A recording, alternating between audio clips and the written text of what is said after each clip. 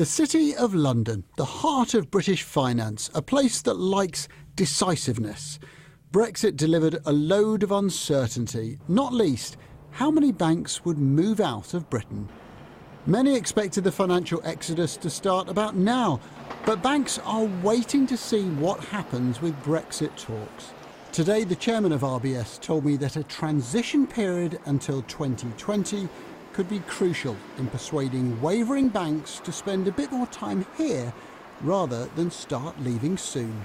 If we're not leaving in the sense of changing regulations until December 2020, that does give people a bit more time, but not that much more time actually, given the difficulties of finding offices and recruiting staff, etc.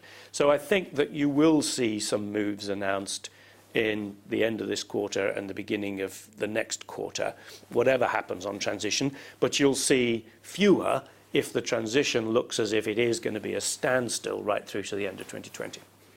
Sir Howard wants a bespoke Brexit deal for financial services. The longer big banks stay in London, the easier that might be to agree.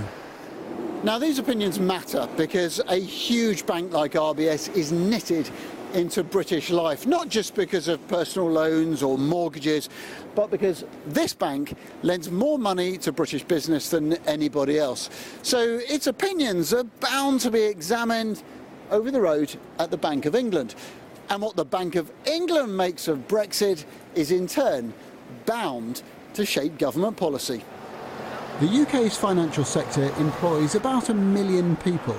There are plenty who come from abroad and some who now fret about their jobs.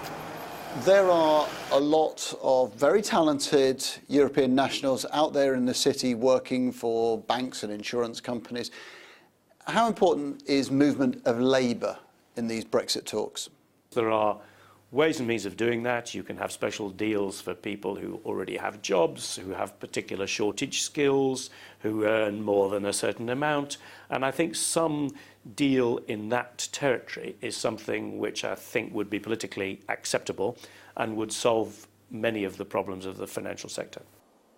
And what of this, the Irish border? RBS runs banks on either side. And Sir Howard told me the contradictory messages from politicians showed just how little progress had been made. The can, I think, was kicked down the road by the statements made in December, because it's a bit difficult to see how those statements can be implemented, without some form of customs union, which for other reasons seems to be ruled out. So I think the Irish problem remains to be solved. British business is now a world that reflects on the tentacles of Brexit. Banks are the arteries of our economy. They worry about questions and they're impatient for answers.